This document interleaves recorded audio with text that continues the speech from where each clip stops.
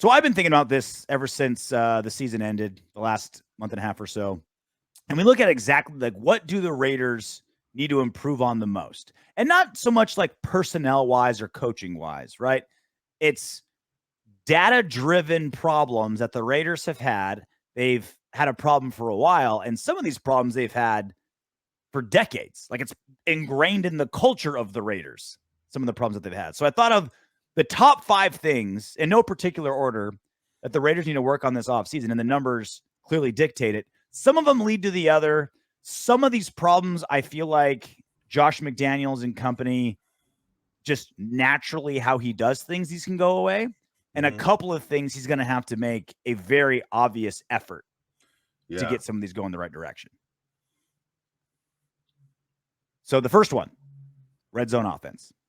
It's a big one. Been a problem. We can move the ball, boy. Boy, can we move the ball between the 20s. Yeah, we're flying, right? We're moving. We get to the red zone, 31 of 60. That's a 52% on touchdowns, right? 60 trips to the red zone, only 31 touchdowns. That's 26 in the NFL. Yeah, that's not good. Right near the bottom.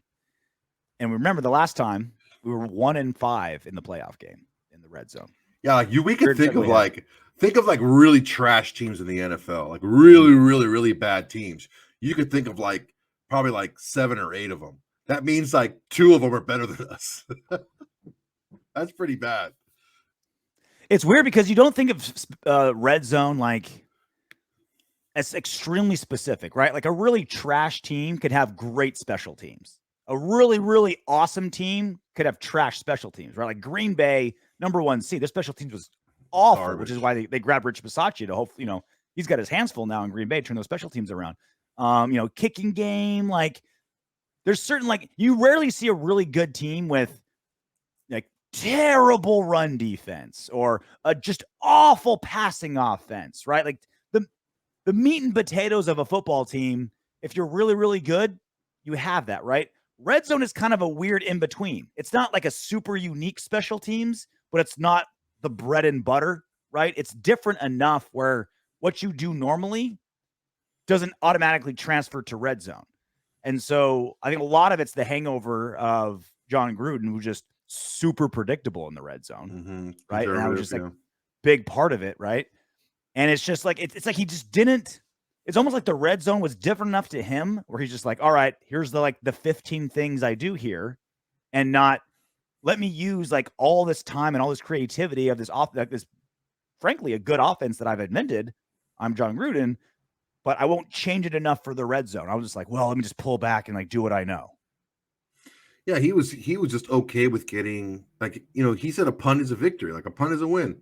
Yeah, we didn't turn the ball over. That's a win. It's like, wait a second. No, that's not the modern NFL. Modern NFL, you got to put up points. And he thought kicking field goals was a victory.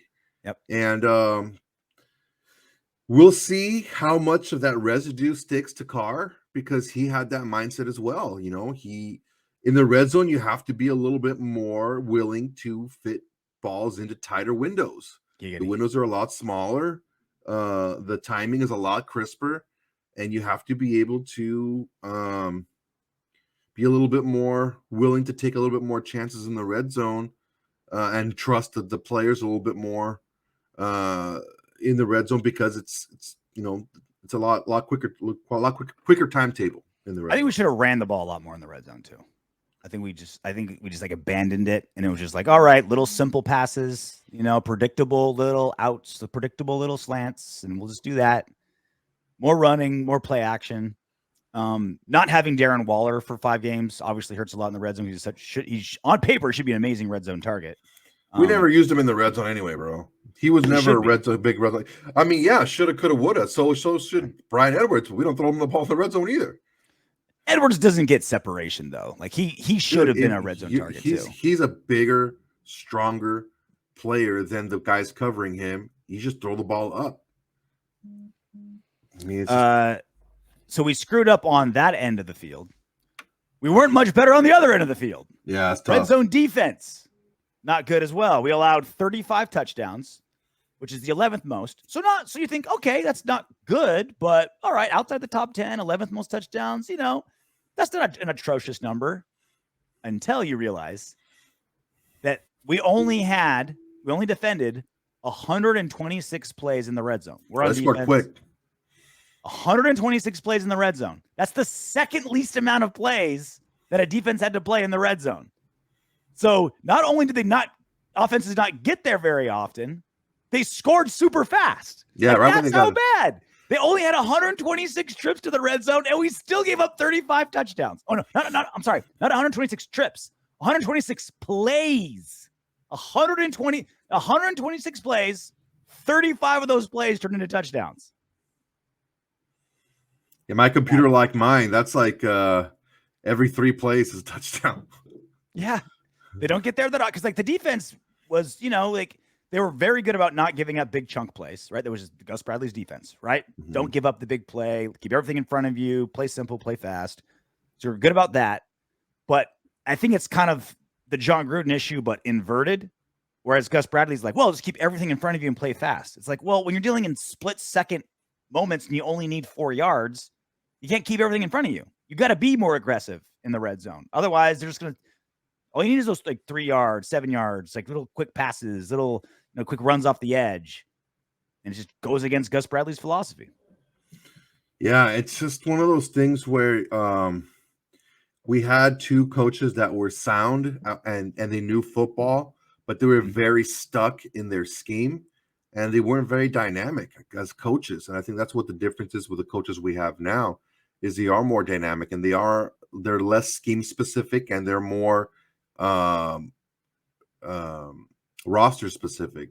These are the guys that I have. This is what we can do the best as far as our roster, and this is what we can do best against the opposing roster. Also, it kind of comes down to just leaving like your 4 down linemen just to do what they do and rush, right? Like that doesn't jive in the red zone. You got to get bigger, right? You got to stuff gaps. You got to play man more often in the red zone on defense. And it's not what our defense was built for. Situational football, you have to know what situations you're in, and just wasn't our big strong suit. Another big issue: turnovers. Turnovers are a problem. -9 turnover ratio, right? So for all the takeaways we got, you minus that by all the turnovers we gave away, we ended with -9, 6th worst in the NFL, which is crazy how good we were and still with because of all the stats, like you think like, what's the stat that that's most mathematically correlated with winning games, right? Obviously the score, number 1, right? Scoring points. Number 2 is turnovers, not passing yards, not penalties, not, rushing yards, not turnovers is the number 1 stat that's most correlated with winning games, and we weren't good at it. 14 interceptions, 10 fumbles, tied for the 7th most in the NFL. And that's just 10 fumbles lost. We recovered a lot of fumbles. We'll get to that next. 7 of those were car fumbles lost, unfortunately. Yeah, man, we'll see how that works out because it could have been a lot worse. Because with the first 6 weeks of the season, we didn't lose a fumble, and we had fumbled a lot more than that. Maybe at least 1 a game where we recovered them all. We only had 6 games this season with a positive turnover differential. 6 out of 17 regular season games, not counting playoffs. 6 out of 17 regular season games with a positive. We had a couple at 0. Remember how many turnovers we gave away in Kansas City? The second game? 6, right? Was it 6? 5. Oh, yeah. 5 turnovers. This is the other crazy part, though. Our 4-game win streak at the end, we were -2 against Cleveland, 1. -3 against Denver, 1. -2 against Indy, 1. And then +2 against the Chargers. Well, that's what I was saying. Nuts, is right? I was like super nervous about what was going on, is because I'm not trying to slight the guy, okay? So relax. But Derek Carr was turning the ball over left and right the last games. He was fumbling. He was throwing a lot of interceptions. And I was Well, like, he only Jesus. he threw one pick against KC, one pick against Cleveland, one pick against Denver, none against Chargers. It was a But lot of fumbles though. but he fumbled It, in each of those games. mhm. And that's so he had 2 turnovers in all those in those except for the Charger game. He fumbled in each one of those games as well. Um, so yeah, dude, it was just that's why it's like I love the fact that we were pulling these games out. But if you take a look at the way we were winning these games, last second wins and the turnovers that we were getting and how bad we were in the red zone defensively, how poor we were playing, and the penalties that we were. It's like you can't expect to win in like a bigger sample size. Of course, you flip a coin 100 times, you're going to get streaks of like 7 or 8 or 9, sometimes even heads in a row. But like it's going to even out to like 50-50.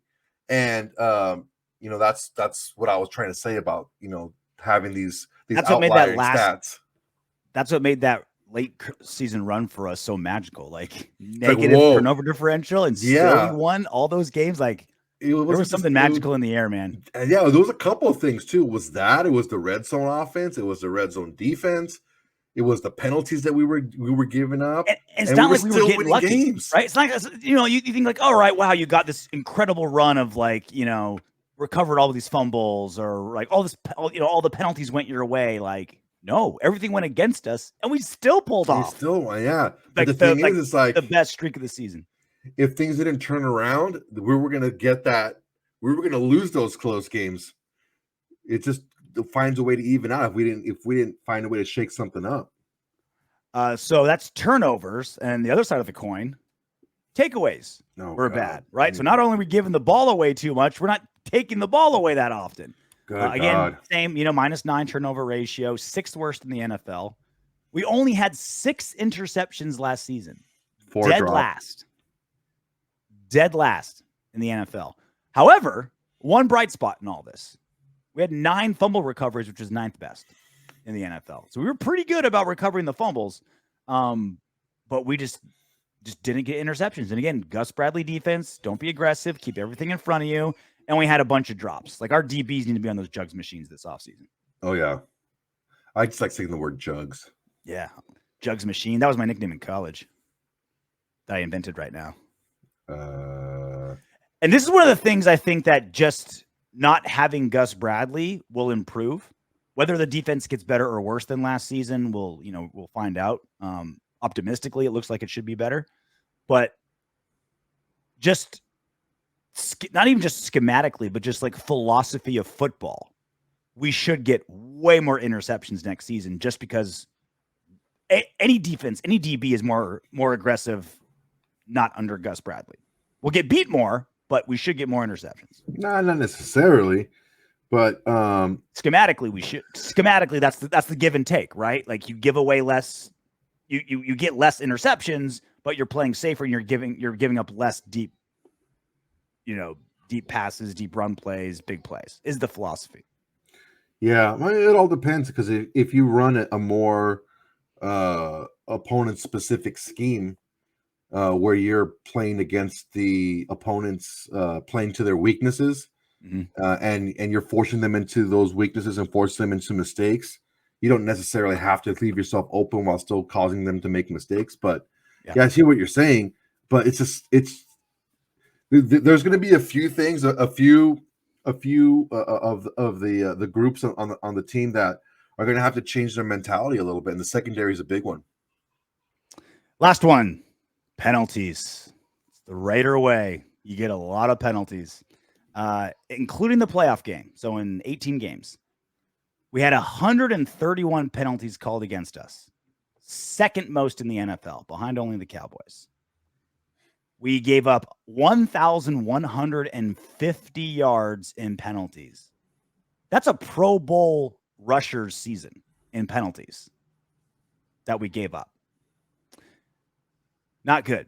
And again, I think, if best case scenario, if it pans out the way it kind of people think it does, the quote unquote Patriot way, a more disciplined way, a Josh McDaniels way, just a more disciplined style of football, should take a giant chunk out of this number next season.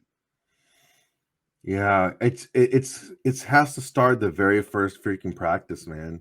These guys have to understand that there are consequences to making mistakes. You know, you can't. You're not allotted. You're not given a credit to use up mistakes. Like it's not okay. Yeah, it's just simply not okay to make mistakes. A little random stat though. We had 106 penalties accepted by us, so our opponents give up 106 penalties, which is about average. But we got 1,077 yards benefiting us. Second most. Second most.